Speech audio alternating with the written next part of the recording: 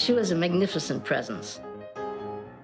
She went right to the heart of the matter. She had a beautiful sound. She didn't have to bow to anybody. I mean, she'd had a major concert career. She was a living example of how a woman could make it. I learned from her what it meant to be an artist. For me, Madame was a sort of Eleanor Roosevelt of music. She had true grit, that's for sure.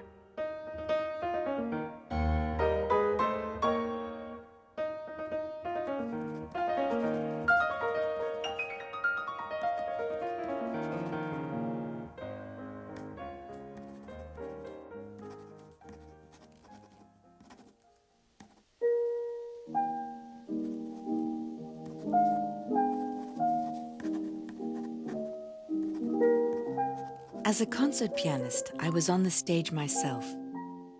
As the wife of the orchestra conductor Leopold Stokowski, I was an observer at close range behind the scenes.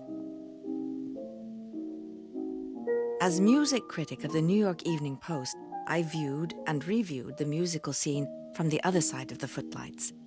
As an educator at Juilliard and advisor of important musical institutions, I have been obliged to try to understand things that lie outside the usual activities of the individual musician. The significance of such experiences gives a clue to the gradually unfolding destiny of the American pianist. In those days, a lady did not get involved in the professional side of music. They taught, they did all the music society things, they backed all the orchestras and the operas and everything else, but you did not do it on a professional level. That changed, and Mother was one of the ones that changed it. Coming of age in the late 19th century, the Gilded Age, young Olga Samarov, born Lucy Jane Hickenlooper, experienced the strongly held prejudice against American musicians in general and American women musicians in particular. Deemed second-rate, few American musicians ever made it to the world stage. But Olga overcame this bias. Talented and determined, she became one of the most celebrated and influential international pianists of the early 20th century. Lucy Hickenlooper's life began in 1880 in the frontier town of San Antonio, Texas, where her father Carlos was a paymaster at Fort Sam Houston. Her mother Jane was a direct descendant of the Mayflower Pilgrims and aspired to Southern gentility. Lucy's musical talent and true grit would be shaped by a family who was used to forging a new, independent life. Both Lucy's mother and grandmother were talented pianists and teachers. Deprived of their own career opportunities, they preserved their passion by showering young Lucy with music.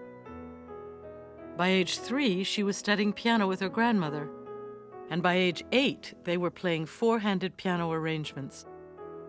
Lucy's musical talent was undeniable.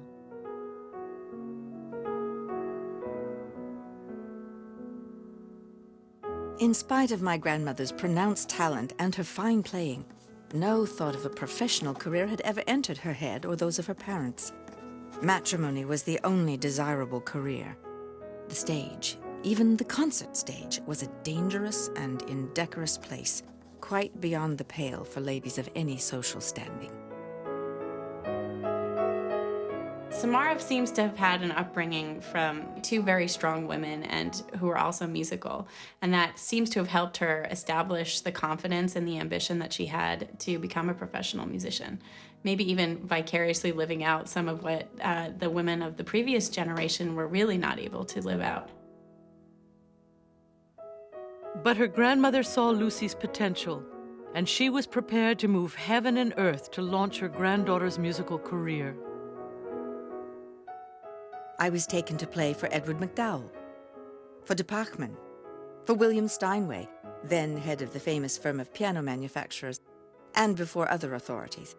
One and all said, "Send her to Europe."